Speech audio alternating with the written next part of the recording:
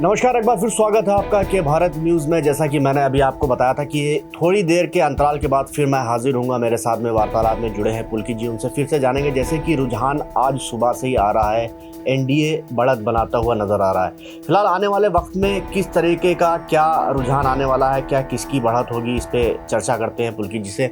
Sir, जैसा अभी तक की माहौल था, सुबह से शाम का वक्त हो चुका है, मतगणना चल रही है अभी तक। फिलहाल एनडीए है वो 125 सीट पे फिलहाल बढ़ता हुआ नज़र आ रहा है। वहीं दूसरी तरफ जो विपक्ष है वो सवाल उठाने लगा है। सवाल यहाँ पे ये है कि जिस तरीके से अभी तक विपक्ष तेजस्वी यादव की जो पार्टी थी और जो महागठबंधन था, वो एक तरीके से यूँ कहना गलत नहीं होगा कि जश्न का माहौल था उनकी पार्टी में। लेकिन जब से ये एनडीए की कुछ सीटें आगे निकल रही हैं, बढ़ रही हैं, सवाल उठाना शुरू कर दिया है ईवीएम पे। क्या लगता है कि ईवीएम फिर से एक बार हैक हो रहा है या कुछ नया अपने शब्दों में? हाँ, देखिए, ये होता है जब हताशा होती है तो उलूल जुलूल बयान दिए जाते हैं। अभी उसी ईवीएम से कई जगह चुनाव विपक्षियों ने जीते भी हैं, तो मैं इस पे तो कतई भी इस तथ्य का समर्थन नहीं कर सकता कि ईवीएम हैक्ड है या कुछ भी है, क्योंकि अगर ईवीएम हैक्ड होती तो फिर ये नतीजे ना होते जो आपको दिख रहे हैं। तो भाजपा 150 प्लस आराम से निकलनी चाहिए थी, और भाजपा को अगर अपना मुख्यमंत्री बनाना था तो भाजपा ने जिन 110 सीटों पर चुनाव लड़ रही है, उन 110 में से भाजपा 100 सीटों पर आगे होती। तो अगर ईवीएम हैक हो सकती। दूसरी चीज, चुनाव आयोग ने 3 दिन के लिए ईवीएम रखी थी दिल्ली में, कि जिसको भी ऐसा लगता है कि ईवीएम हैक हो सकती है वो यहाँ आए और हैक करके दिखाए। नहीं, उनका तर्क यहाँ पे कुछ और है। अभी एक्चुअली मैं कुछ देर से सोशल मीडिया पे था, मैं सोशल मीडिया पे लोगों के बारे में देख रहा था, कैसी लोगों की प्रतिक्रिया है, राय हैं।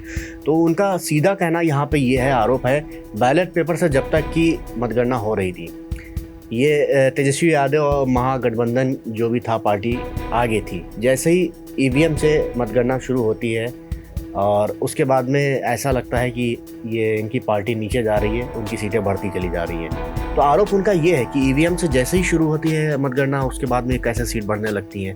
क्या कुछ इसमें हेरफेर नहीं हो सकता है, और हो सकता है तो कैसे हो सकता है या नहीं है, उसके बारे में कुछ ज़रा विस्तार से हमारे दर्शकों का, खास तौर से उनसे जो इस टाइम सोशल मीडिया पर पूरी तरीके से एक्टिव हैं और जो आरोप लगा रहे हैं पार्टी के ऊपर। देखिए, मैं वही चीज़ कह रहा हूँ कि चुनाव आयोग ने 3 दिन के लिए मशीनें रखी थी दिल्ली में, कि अगर आपको लगता है कि मशीन हैक हो सकती है तो आइए और हैक करके मशीन को दिखाइए। कोई दल नहीं पहुंचा वहां पर, सबने हाथ खड़े कर दिए। भाई, सवाल इस चीज़ का है कि अगर आज ईवीएम में गड़बड़ी हो सकती तो गड़बड़ी तो बैलेट पेपर में भी होती थी। तमाम बूथ कैप्चरिंग हो जाती थी, बैलेट के बैलेट बदल जाते थे, पूरे के पूरे बॉक्सेस बदल जाते थे। तो गड़बड़ी कहाँ हो सकती है, कहाँ नहीं हो सकती है, कहीं भी हो सकती है गड़बड़ी, ठीक है। लेकिन जब चुनाव आयोग ने कहा, सभी दलों से उन्होंने कहा, जितनी पार्टियां थी सबसे उन्होंने कहा कि आइए और यहाँ पर मशीन हैक करके दिखाइए, कोई दल नहीं गया। दूसरी चीज़ मैं ये कहूँगा कि बैलेट पेपर में जब खुलते हैं मतपत्र, भाजपा बहुत आगे होती है। पिछले कई चुनावों का आप उठा लीजिए, क्योंकि जो बैलेट पेपर होते हैं वो सरकारी कर्मचारियों के, उन कर्मचारियों के वोट होते हैं जिनकी इलेक्शन में ड्यूटी लगती है। तो वो बैलेट पेपर को आप आधार नहीं बना सकते, क्योंकि एक वर्ग होता है, एक तबका होता है, एक सरकारी कर्मचारियों का तबका होता है। अब जिस तरीके से इस बार कोविड पीरियड के बाद सरकारी कर्मचारियों का वेतन कम किया गया है जी, तो जाहिर सी बात है कहीं ना कहीं उनमें रोष रहा होगा। अभी तो फिलहाल पुलकित जी, मैं सवाल ये कर रहा था कि जैसे मतगणना सुबह हो रही थी, मॉर्निंग के समय जो 10 से 10:30 से पहले का वक्त था, बैलेट पेपर से हो रही थी, तो ये चीज तो आपको बता रहा हूँ। ये सवाल जनता का है, ये जनता जानना चाहे। से वोट किसके थे? बैलेट पेपर में वोट थे सरकारी कर्मचारियों के, उन कर्मचारियों की जिनकी चुनावी ड्यूटी लगी थी, इलेक्शन ड्यूटी लगी थी। कोविड के बाद से तमाम तरीके के भत्ते कम कर दिए गए हैं सरकारी। सारे वोट तेजस्वी यादव को गए थे जब उनकी पार्टी आगे। वोट नहीं गए थे, तेजस्वी यादव उसमें लीड कर रहे थे। ऐसा नहीं था कि सारे के सारे 100% वोट तेजस्वी यादव को उसमें मिल गए थे, ऐसा नहीं था। और ना ऐसा है कि 100 के 100 वोट इसमें भाजपा को मिले जा रहे हैं। अगर ऐसा है तो फिर आरजेडी कैसे 110 सीटों के आसपास जा रही है, कैसे 2000 से कभी कम सीटों का अंतर है, कम से कम 39 सीटों पर, और 4 सीटों पर बिहार में 200 से कम सीटों का अंतर है, 13 सीटों पर 500 से कम का अंतर है, कैसे है? और अगर है तो फिर उसको आप खाली बात मत करिए, मैं खाली बात करूं इसने ये किया उसने वो किया, तो बहुत सारी बातें बनती हैं, साबित करके दिखाइए। ये सवाल यहाँ पे बहुत जायज़ है कि ये भी उठता है, जिस तरीके से आपने अपना पक्ष रखा और बताया कि इस तरीके की गलतियाँ नहीं हो सकती हैं ख़ास तौर से। तो सवाल यहाँ पे ये भी उठता है, सर, इससे पहले भी चुनाव हुए हैं, चुनाव हो रहे हैं और आगे भी होंगे। जिस तरीके से जब नतीजे आते हैं, विपक्ष जो भी है, हार का जिसको सामना करना पड़ता, कहीं ना कहीं वो बाद में सवाल क्यों उठाता है? चुनाव होने से पहले सवाल क्यों नहीं उठाता है? अगर ईवीएम के द्वारा गड़बड़ी की जा सकती है तो उसको क्यों नहीं रोका जा सकता है? क्यों बाद में सवाल उठते हैं जब हार का सामना करना पड़ता है? मैं वही चीज़ आपसे कह रहा हूँ, ये हताशा और निराशा का एक सबब होता है, फूल जुलूल बयान देना। मैं आपको बता दूं 2009 में जब आडवाणी चुनाव हारे थे तो आडवाणी जी ने भी गंभीर आरोप लगाए थे, इसी भाजपा ने गंभीर आरोप लगाए थे ईवीएम के ऊपर। आज उसी तरीके के गंभीर आरोप लगा रहा है विपक्ष भाजपा के ऊपर। और अगर ऐसा था तो 2014 चुनाव कांग्रेस कैसे हार गई? नहीं हार सकती थी, उसको जीतना चाहिए था, क्योंकि ईवीएम सबसे ज़्यादा समय तक कांग्रेस के पास रहा। ईवीएम इस देश में लाया कौन? अटल बिहारी वाजपेयी लेकर के आए। अटल बिहारी वाजपेयी ने ईवीएम से चुनाव कराए, वो खुद चुनाव हार गए। तो अगर ईवीएम में सेटिंग हो सकती थी तो फिर अटल बिहारी वाजपेयी की सरकार लौटी क्यों नहीं? वहां पे एक सवाल क्यों नहीं उठाए थे विपक्षियों ने कि अटल जी अरे ऐसा हो सकता है, आपकी सरकार तो आनी चाहिए थी, आपकी तो 300 सीट आनी चाहिए थी, आप क्यों नहीं आए? तो गड़बड़ियों का आरोप लगाना बड़ा आसान होता है, किसी के ऊपर भी आप आरोप लगा दीजिए, चुनाव आयोग ने ये किया, सुप्रीम कोर्ट ने ये किया। साबित करके बताओ ना भैया। जब चुनाव आयोग ने आपको चैलेंज किया था कि कोई भी आइए और साबित करिए, इसको हैक करके दिखाइए, तो क्यों साफ सूंघ गया था सबको? क्यों नहीं गए थे? तो आरोपों की बात मत करिए। कोई भी आरोप लगा देता है, ये गड़बड़ी हो गई, वो गड़बड़ी हो गई, और इस तरीके के आरोप आप छोटे स्तर से लेकर बड़े स्तर तक देखेंगे।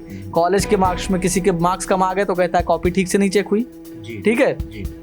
क्रिकेट के मैदान पे कोई आउट हो गया तो कहता है अंपायर ने गलत डिसीजन दे दिया। तो इस तरीके की तमाम चीजें चलती रहती हैं, उसको आप नकार नहीं सकते। आरोप लगाना इस देश में बड़ा आसान है, साबित करके दिखाइए। बहुत बेहतर तरीके से आपने यहाँ पे समझाया। लेकिन सवाल अगर यहाँ पे जिस तरीके से अगर जनता है जो हमारे देश की, जो विपक्ष है खास तौर से जो अपोजिशन में खड़ा है, वो सवाल जिस तरीके से उठाता, आज मैं वैसे ही आपसे सवाल करना चाह रहा हूँ यहाँ पे पुलकित जी, ताकि दर्शकों को और जो जनता है जिनके मन में किसी तरीके का प्रश्न है वो क्लियर हो जाए। सवाल यहाँ पे ये उठता है कि अगर जनता चाहती है, विपक्ष चाहता है बैलेट पेपर से चुनाव होना चाहिए, तो एक बार क्यों नहीं इस पर विचार करा जा रहा है? क्यों नहीं इस पे बैलेट पेपर से एक बार, क्योंकि अमेरिका जैसा देश जिसको फॉलो करते हैं, जो हमारे प्रधानमंत्री जी के बहुत करीब है, टेक्नोलॉजी में बहुत आगे है, वहाँ पे जब बैलेट पेपर से चुनाव हो रहा है तो एक बार विपक्ष के कहने पे, जनता के कहने पे, जो लोग विरोध कर रहे हैं, क्यों ना इस पर विचार करा जाए? देखिए लोकतंत्र है, किसी एक के कहने से कोई चीज़ नहीं हो सकती। जब सब राजी होंगे या जब ज़्यादा मात्रा में लोग राजी होंगे किसी चीज़ के लिए, तभी वो चीज़ हो सकती है। दूसरी चीज़ जो आप जिक्र करते हैं, जो विकसित देश हैं उनकी आबादी कितनी है? अमेरिका की आबादी है 35 करोड़, भारत की आबादी है 135 करोड़, 100 करोड़ का अंतर है। अमेरिका में जब वोट पड़ता है तो लगभग 70 से 80% वोटिंग होती है, यानी तकरीबन 25 से 30 करोड़ वोट पड़ता है। हिंदुस्तान में जब वोट पड़ता है तो लगभग 60% वोटिंग होती है, 80 करोड़ वोट पड़ता है। ये 50 करोड़ वोट गिनते में कितने दिन लगेंगे, ये समझा है आपने? नहीं, कहीं ना कहीं आप समय की बात कर रहे हैं, तो अगर देखा जाए तो जितनी जनसंख्या अमेरिका की, वहाँ भी बताया जाता है कि 6 से 7 दिन लगते हैं करने में। तो बहुत ज़्यादा अगर मान लिया जाए तो यहाँ पे 10 से 15 दिन लगेंगे। उतने दिन में कितनी गड़बड़ियाँ हो सकती हैं, कितने वोट खराब होते हैं बैलेट पेपर से, ये पता है आपको? ज़रा सा भी इंक अगर दूसरे कॉलम में चला जाता है तो वोट अवैध हो जाता है। अब लोकतंत्र में अवैध वोट कैसे हो सकता है? तो लोकतंत्र की शक्ति को कम कर रहा है। देखिए दोनों चीज़ों के प्लस होते हैं, दोनों चीज़ों के माइनस होते हैं, यानी प्रॉज एंड कॉन्स तो हर जगह होते हैं। मैं फिर वही कहूँगा, अगर ईवीएम हैक हो सकती है तमाम राज्यों में, सरकार आज और भी जगह उपचुनाव हुए, झारखंड में कांग्रेस और जेवीएम कैसे जीत रहे हैं? नहीं जीतना चाहिए था। छत्तीसगढ़ की सीट कांग्रेस कैसे जीत रही है? नहीं जीतनी चाहिए थी। हरियाणा में कांग्रेस कैसे जीत रही है, जबकि वहाँ तो भाजपा की सरकार है जी। तो भाई जब आपको कोई वोट ही नहीं देगा तो आप चुनाव कैसे जीतोगे? चुनाव जीतने के लिए वोट चाहिए होगा ना, एक रेफरेंडम चाहिए होगा। जनता ने जो वोट दिया है, अब आप उसकी कहीं ना कहीं एक तरीके से एक मजाक कर रहे हैं जनता के वोट के साथ, उसके जो वोट्स हैं उसके साथ आप एक उसके ऊपर हानि कर रहे हैं, कुठाराघात कर रहे हैं इस तरीके के बयान दे करके। ये जनता का मैंडेट है। आपको कोई भी शिकायत, आप चुनाव मत लड़िए। आप कहिए ईवीएम से चुनाव होगा, हम नहीं लड़ेंगे, आप बैठ जाइए, वॉकआउट करिए चुनाव का, अपनी बात मनवाइए, वो लोकतांत्रिक तरीका है। चुनाव होने के बाद जब नतीजे आ रहे हैं वो मेरे पक्ष में नहीं है, तो उसको आप गलत कैसे ठहरा सकते हो? गलत नहीं हो सकते। बिल्कुल पुलकित जी, मैं यही कह रहा था कि जो बाद में जिस तरीका का विरोध होता है, रिजल्ट आने के बाद में जो विरोध होता है, ये विरोध पहले क्यों नहीं करता विपक्ष, हार के बाद में क्यों करता है? क्योंकि विपक्ष को मालूम है कि नौटंकी है सारी है, कोई मशीन कहीं ना कहीं वो समझ रहे हैं फिक्स है। तो मैं अभी का आंकड़ा आपको बता दूं, एनडीए अभी 133-34 तक पहुंच गई थी, अभी एनडीए गिरती हुई चली जा रही है, 120 के आसपास आ गई है। ठीक है, आरजेडी 100-103 पर थी, वो बढ़ते हुए 113-114 तक पहुंच गई है। कैसे पहुंच गई है भाई? अब अभी मैं कह रहा हूं, अभी तकरीबन 1 करोड़ से ऊपर वोटों की गिनती बाकी है। ठीक, क्या आरजेडी की सरकार अगर बन जाएगी तो ये माफी मांगेंगे पूरे देश से? ये जो लोग आरोप लगा रहे हैं इस तरीके के लोकतंत्र के ऊपर, क्या ये माफी मांगेंगे आकर के यहाँ पर? तब बोलेंगे सॉरी आकर के? नहीं बोलेंगे। तो इस तरीके के बयानबाजी करने का मतलब मैं जीत रहा हूं तो सब ठीक है, मैं हार रहा हूं तो फिर भैया गलत है, नाच ना आवे आंगन टेढ़ा, वो वाली बात कर रहे हैं। इसका क्या अर्थ है यहाँ पर? मतलब आपका सीधा स्पष्ट कहना यहाँ पे है कि जिस तरीके का आरोप लगाया जा रहा है इसका कोई भी आधार नहीं है, सिर्फ एक तरीके अपनी हार को छुपाना है। वही वाली कहावत है कि हम नहीं जीत पाए तो कुछ ना कुछ तो करना ही है, किसी तरीके से विपक्ष के ऊपर आरोप लगाना है, बस ये सब है। चलिए खैर, इस चुनाव के अलावा MP के चुनाव के बारे में भी कुछ मैं आपसे जानना चाहूँगा, आप बताएँ। और ये जो UP में चुनाव चल रहा है उस चुनाव के बारे में कुछ अगर रोशनी डालें तो मेहरबानी। उत्तर प्रदेश का जो चुनाव था एक साख का प्रश्न था योगी आदित्यनाथ के लिए। जिस तरीके से लॉ एंड ऑर्डर के ऊपर प्रश्न चिन्ह खड़ा करा गया था विपक्षियों द्वारा पिछले कुछ दिनों में, कई सारी घटनाएं हुई थी। इस बलरामपुर हुआ, हाथरस हुआ, गोंडा हुआ, कई सारी घटनाएं हुई जिससे लॉ एंड ऑर्डर के ऊपर एक प्रश्न चिन्ह खड़ा कर दिया था विपक्षियों ने। यहाँ पर इस चुनाव में 6 सीटें थीं भाजपा के पास। भाजपा उन 6 में से 5 सीटें जीतती हुई नजर आ रही है और एक 9वां सादात पे जो जीत हार का अंतर है बड़ा माइन्यूट सा चल रहा है, 1,500-2 हज़ार का डिफरेंस है। जावेद आबदी जहां लीड कर रहे हैं, गिनती पूरी होते होते भाजपा वो भी कवर अप कर सकती है। मल्हनी में जहां सपा लीड कर रही है वहां सिर्फ 3,500 से लीड कर रही है। निर्दलीय धनंजय सिंह दूसरे नंबर पे चल रहे हैं वहां से। तो समाजवादी पार्टी को भी जिस हिसाब से लग रहा था इस उपचुनाव में कि फैसला बिल्कुल उलट होगा और सपा कम से कम 3 से 4 सीट जीत करके आ जाएगी इस उपचुनाव में, और उसके बाद एक सेमीफाइनल तक कहने लगे थे कि सत्ता का सेमीफाइनल है ये, और फाइनल में हम बताएंगे फिर क्या होगा। 2022 में झटका है समाजवादी पार्टी के लिए ये बहुत बड़ा, और समाजवादी पार्टी को मंथन करना होगा, अखिलेश को मंथन करना होगा। केवल ट्वीट करके आप राजनीति नहीं कर सकते, आपको ज़मीनी स्तर पे जाके राजनीति करनी होगी। मुलायम सिंह की तरीके से साइकिल चलानी होगी आपको उतर करके। केवल ऐसा कह देने से कि 22 में बाईसाइकिल काम नहीं चलने वाला है। क्या लगता है कि जिस तरीके से आपने यहाँ पे सीधा आरोप लगाया कि जैसे कि मुलायम सिंह यादव ने साइकिल पे चल के ज़मीनी स्तर पे काम करा था, कहीं ना कहीं देखने को मिलता है कि जनता कहती है काम बोलता है, अखिलेश यादव ने काम करा है। तो आपको नहीं लगता कि कुछ उस स्तर की राजनीति को छोड़ के जिस स्तर की राजनीति अखिलेश यादव ने, क्योंकि विकास मुद्दा यहाँ पे विकास है 2022 में, काम, बेरोजगारी, उसको लेके आपको क्या लगता है कि किस हद तक अखिलेश यादव कामयाब है? और फिलहाल अभी जो आपने उपचुनाव की बात करी, जो रिजल्ट आ रहे हैं कहीं ना कहीं निराशजनक है, चिंताजनक है समाजवादी पार्टी के लिए। निश्चित तौर पर। और अखिलेश यादव ने कितना काम किया, देखिए 4-5 बड़े बड़े काम कराए अखिलेश यादव ने। उसके एवज में वो चाहते थे कि पूरा प्रदेश उनको वोट कर दे। उत्तर प्रदेश की आबादी 22 करोड़ थी उस वक्त जब चुनाव हुआ था। 22 करोड़ का मतलब है कि दुनिया में 7वें नंबर पे। जरा तुलसीपुर घूम के आइए, वहाँ की सड़कों पर आप जाइए, आपकी गाड़ी नहीं चल सकती। रोड नहीं है, गड्ढे हैं वहाँ पर, ठीक है। कहीं पर रोड में गड्ढे होते हैं, वहाँ गड्ढों में रोड है, ठीक है। तमाम इस तरीके के जब आप रिमोट एरियाज़ में जाएंगे तो वहाँ आपको ना रोजगार मिलेगा, ना पीने का पानी मिलेगा, ठीक है। जनजीवन का जो स्तर है बहुत निम्न स्तर पे आपको मिलेगा। सपा ने क्या किया, 2-4 अच्छे काम करवाए और उसके बाद वो चाहते थे कि पूरा प्रदेश उनको वोट कर दे। क्यों कर देगा?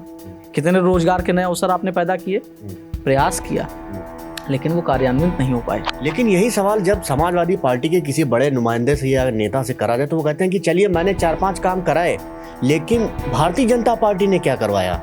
भारतीय जनता पार्टी ने जिस तरीके से वादे करे थे, अभी आपने सड़क की बात करी, गड्ढा मुक्त भारत देश अपना बना दिया जाएगा, पूरी सड़कें गड्ढा मुक्त हो जाएंगी, उसको करने की कोशिश करी गई थी,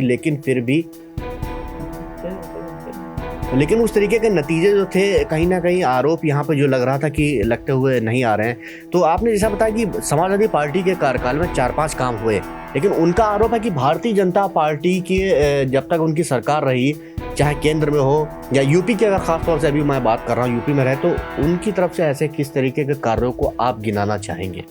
कि समाजवादी पार्टी में काम हुए और भ्रष्टाचार भी हुए। उसी भ्रष्टाचार के आरोपों को चोट करते हुए भारतीय जनता पार्टी लगातार अपनी सीटें बढ़ाती चली जा रही है। सपा बसपा का गठबंधन हुआ, फिर भी भाजपा को रोक नहीं पाए वो, ठीक है। तो काम भाजपा अपने काम गिनाती है, जो कुछ के काम भाजपा ने कराए हैं। फिल्म सिटी बनाने जा रही है, पूर्वांचल एक्सप्रेस वे बनाया, तो इस तरीके के कुछ काम हैं जो भारतीय जनता पार्टी अपनी पीठ थपथपाती है और अपने कामों में गिनाती है। तो ये तो आरोप और प्रत्यारोपों का दौर है। लेकिन जैसे योगी आदित्यनाथ ने भी दावा किया कि 3 लाख से ऊपर उन्होंने रोजगार दे दिए, ठीक है। तो ये वो अपने कामों में गिनाते हैं, अपनी पीठ थपथपाते हैं कि हमने इतने काम करा दिए, और जनता भी कहीं ना कहीं उनके साथ है। जिस तरीके से उपचुनाव में वोटिंग हुई है, 10-11% का अंतर है दोनों पार्टियों में, भाजपा और सपा में। अखिलेश के लिए चिंतन का समय है क्योंकि 2022 अब फिलहाल ये थे हमारे साथ में पॉलिटिकल एडिटर पुलकित जी, जिन्होंने बहुत बाखूबी तरीके से यहाँ पे जवाब दिया, बहुत अच्छे से समझाया कि किस तरीके से जो जनता आरोप लगा रही, विपक्ष आरोप लगा रहा है, कितने हद तक, किस स्तर तक वो सही और कहाँ तक गलत है। चलिए फिलहाल बने रहिए हमारे साथ, ये भारत न्यूज़ चैनल के साथ में देखते रहिए, हम आगे भी आपको अपडेट देते रहेंगे। नमस्कार।